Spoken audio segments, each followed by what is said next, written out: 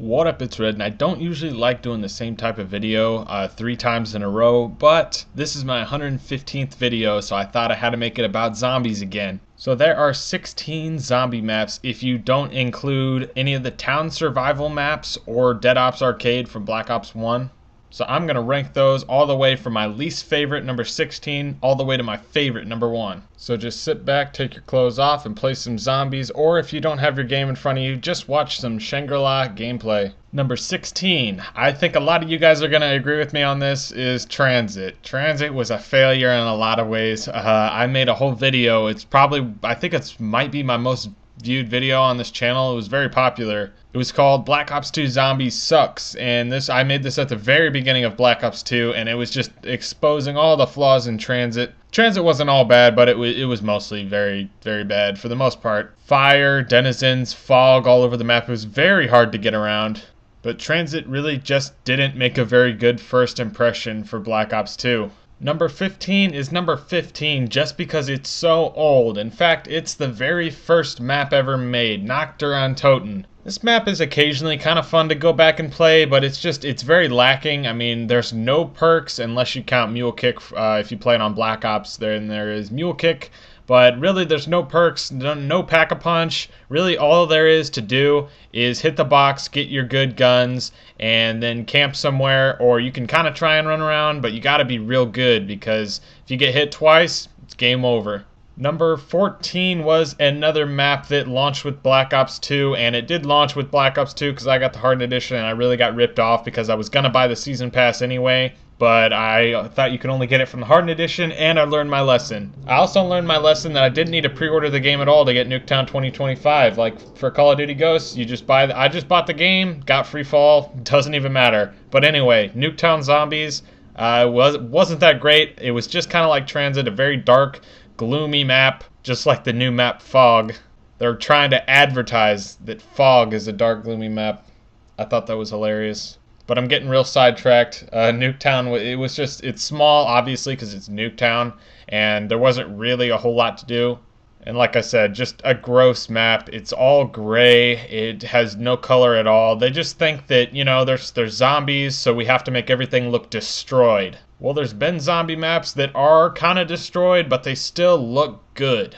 Number 13 is Zombie Verok, or Verrückt if you're a grammar Nazi.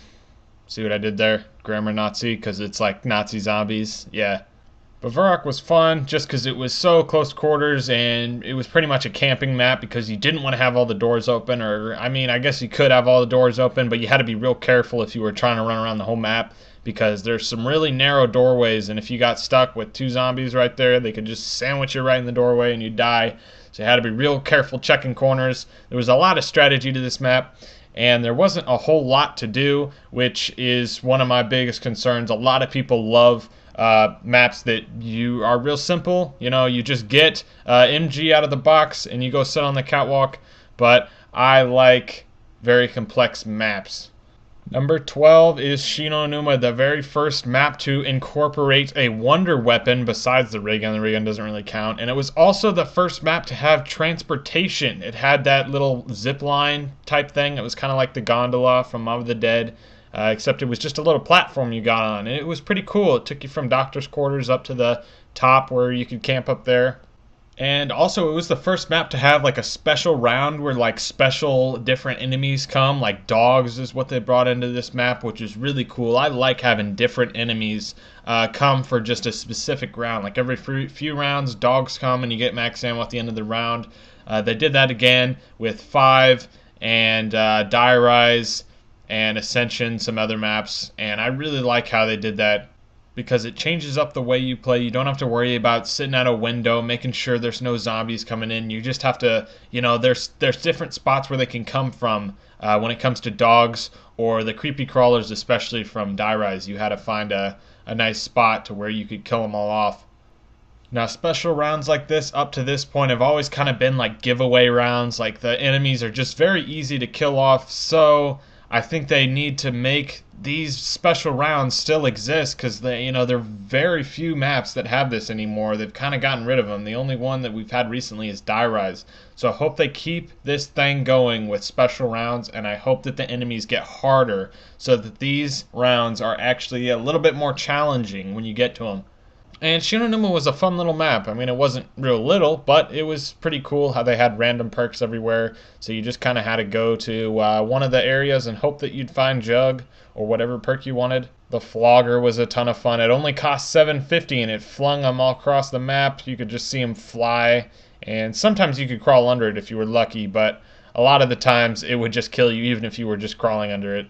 I'm sure a lot of people are going to disagree with this next map, but number 11 is Buried. Buried could have been such a great map. It's just that it was so easy. There were so many great camp spots. Like right behind the Bowie knife in the saloon, there was this big hallway that you could just sit in. That's probably my favorite camp spot. And if you don't know about that little hallway back there, then I think I just ruined the map for you, because that is pretty much the best strategy, is just sitting back there, unless you just want to get the Paralyzer, Petrifier, and just sit on top of that little bank roof and just annihilate the guys that jump up there. That is another really good solo strategy. And even in co-op, you can just get all your buddies up there. You could camp at Juggernog. You could even camp up on the catwalks at the processing area, even though there was a window up there. Pretty cool map, but it needs to be harder. They need to patch some of these camping spots, and I've always been saying they need to make a hard difficulty. They have easy and original. They need to make hard. They need to patch all these camping spots. Like as soon as the map comes out, maybe a couple weeks later they make a hard difficulty, or can't they just figure out these camp spots before they release the maps? Like people are going to camp in this little area in the saloon in the hallway. The zombies should be able to jump through that little hole at the end of that hallway. It's an L-shaped hallway. At the end, there's this hole. They should be able to jump up through there. That would patch the spot so nobody would camp in there anymore. Buried was a really cool map, but it just needs to be way harder in order to get higher up on my list. And the number 10 map is the number 5 map. And the number 10 map is the 5 map. 5 was pretty cool how it took place in the Pentagon. The characters, they were alright, I guess. They were kind of annoying at sometimes. The electric traps weren't in a very good spot, but I guess they could do. The map was pretty close quarters, which I really liked. I don't like really open maps where you can just run around very, very easily. You could camp, but it wasn't super easy to camp. So there was not really one strategy for this map that just dominated every other strategy. There's plenty of strategies to be done on this map. It is just really cool, and this is actually the first map where we have been able to jump on something. You could jump through the windows in the basement, and it actually took me a while before I figured out that you could do that, and I was shocked when I found out, because that made the basement a little more fun. Creepy crawlers, but the trade-off is you get to jump through all these windows. Theater of the Dead is number 9, or Kino der Toten if you speak German. Was a really cool map because it basically was kind of a figure 8 sort of shape. There was 2 different routes you could take at the start, and then there was a path straight up the middle. And the map design was really cool. They had this stage which was kind of sort of big. You could kind of run around on there. This was the introduction of the Thunder Gun, which was a really cool and kind of overpowered wonder weapon, but then again, it doesn't get a whole lot of ammo. And this map, you can camp, but again, it's kind of like 5. There are some decent camping spots, but nothing way too overpowered like Buried. And I just remember camping on top of the turret in this map, or on top of the door. There were so many glitches with this map, and 5 as well. You could get on top of the teleporter in the middle area.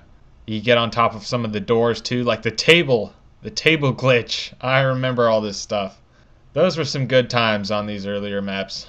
Number 8 is Call of the Dead. Call of the Dead was awesome. It was cool because it had George, and it was really annoying because it had George. George was really pretty easy to kill. I mean, scavenger, ray gun. There was pretty much a lot of weapons that could kill George real fast. I mean, if you knew how to do it, George was a piece of cake. And once you have all your perks, you just take them into the water and sink them with the VR11, and you don't have to worry about them for a while. And you just keep doing that each round, and it's kind of a hassle, yeah, and you kind of got to waste one of your guns for it. But it was a pretty easy map because you had the hill, you had the bottom of the lighthouse was another good training spot, and it was just a really fun map overall. Also, the fog was kind of annoying when it got really foggy and you couldn't see across the map. Also, I never understood why you can't drop down from like where that AK is in the little big running around lighthouse area. You should be able to drop down right where Quick Revive is, you know? Like there's that little bridge area right there, and you should be able to drop down from there when you're up at the AK area, but you can't do it. I don't know why. Maybe they just want you to run around more.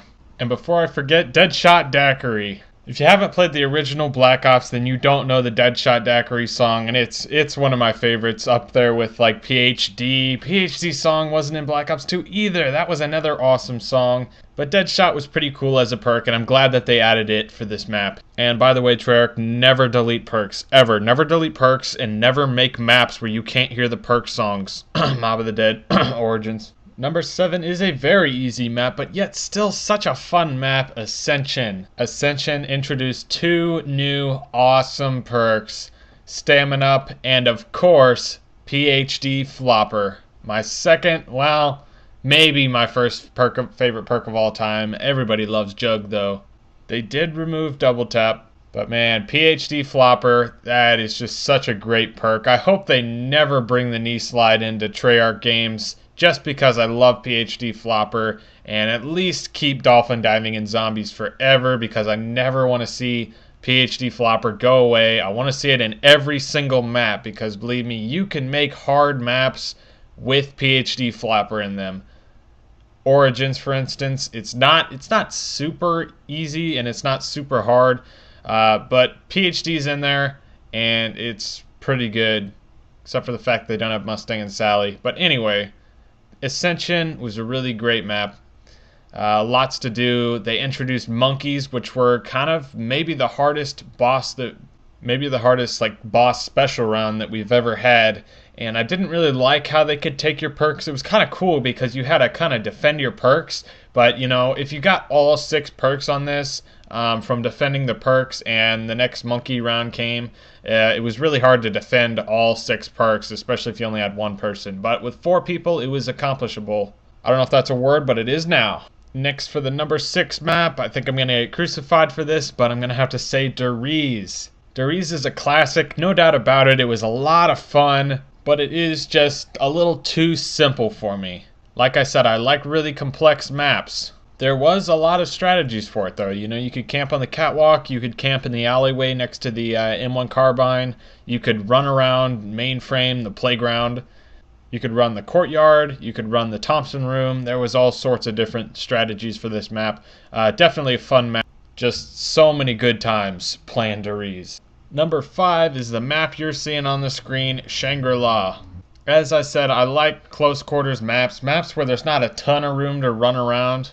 This map was a bit extreme. There was really not much room to run around. Like this room right here I'm running around in. Yeah, probably the best training spot on this map, but yet not that great. I just remember all the headaches I had trying to do the Easter egg on this map with 4 people, just so that one person could get all the perks forever. It was a fun Easter egg, but it was also a pretty challenging Easter egg, and it was only available with 4 people, which I didn't like. I think you should be able to do it with 2, 3, or even 1 person and still get all the advantages, you know, minus always having Quick Revive and pretty much being invincible. I think you should have been able to get all the perks minus Quick Revive, and you should just get a free Quick Revive when you get all the perks, and then you should be able to buy it once you go down and still keep all your other perks. But I love the idea of having an Easter egg that you can do over and over again, and it still benefits you every time you play a game. Not something that lasts forever, it's not permanent, but it lasts for that game, and so it makes the Easter egg a little bit more worth doing. And I like Easter eggs that have just one path like in Black Ops, and they're not real short, they're kind of long, but they're worth doing, and they're kind of challenging too, which makes the map a little bit more fun sometimes, having a challenging Easter egg. My number 4 map is Die Rise. Now, if you look at my quote-unquote favorite map from Black Ops 2, the map that I've played the most, it says it is Die Rise, and I really played this map a ton because it is so much fun. Rhyming accidentally. I love the setting. I love how it's like on a towering skyscraper that's crumbling down, and you know, one of the buildings is upside down. Did I just rhyme the same word? Well, I guess a lot of people do that now. This liquefier was one of the best wonder weapons of all time just because it could kill a ton of zombies and it had 50 shots of ammo. You couldn't pack a punch it, which was kind of one of the downsides, but it was really easy to get and like I said, had a lot of ammo. The trample steam was one of my favorite little buildables of all time just because you could fling all over and you could put it up against a barrier and stop guys from coming in for a while. It just had so many uses and it was so great for die rise. It was alright for buried, but it was especially good for die rise because it helped you get across the map to places you wouldn't normally be able to get to without running all the way across the map. It was the only buildable though, so that's kind of a disadvantage to die rise.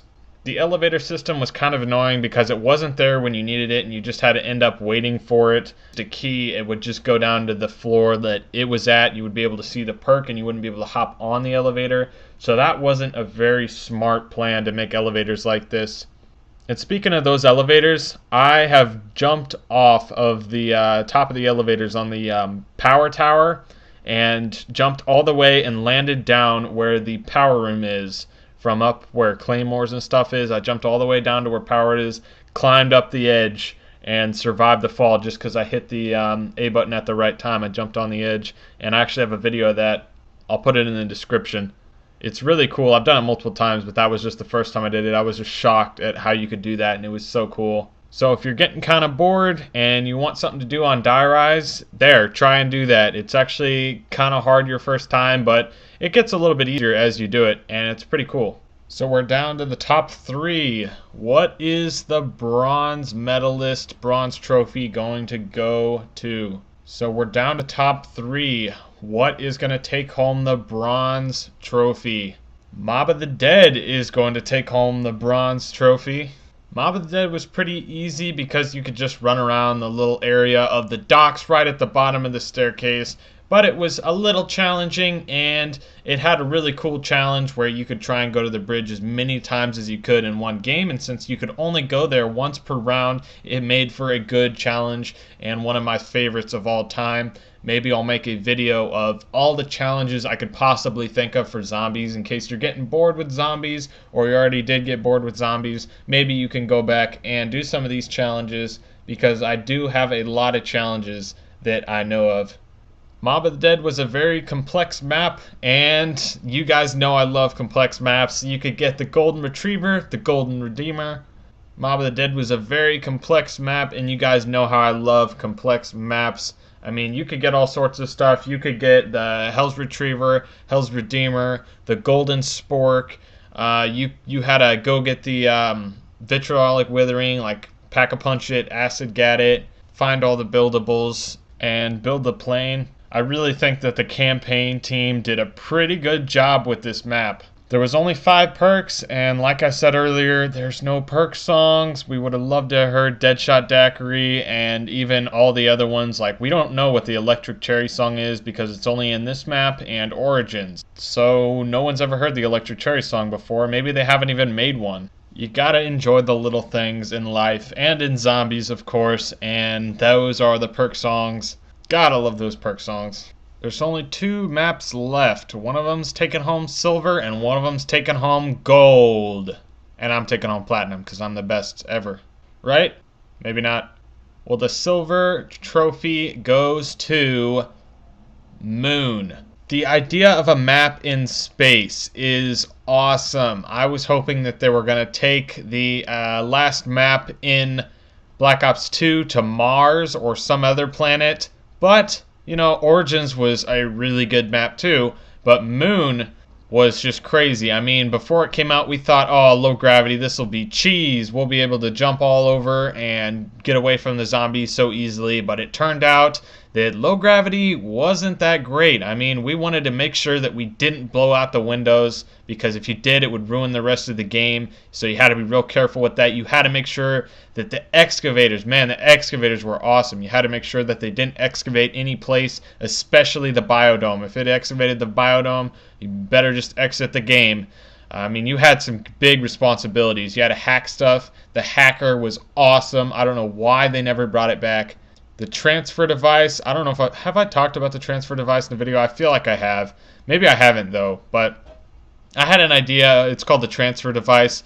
You just go up to a perk or a wall gun or a box or something, and like if I wanted to hack the box and move it somewhere else, kind of like with Leroy from Buried, like I would just get the hacker, take it up to the box, hack the box while it's closed, and then it would take it with me, and I could go to a different spot, put the box there, or I could go to a wall gun and remove that wall gun, and then I could go up to a perk and remove that perk, and those perk and that wall gun would switch places, or you could do it with a wall gun and a wall gun, or a perk and a perk.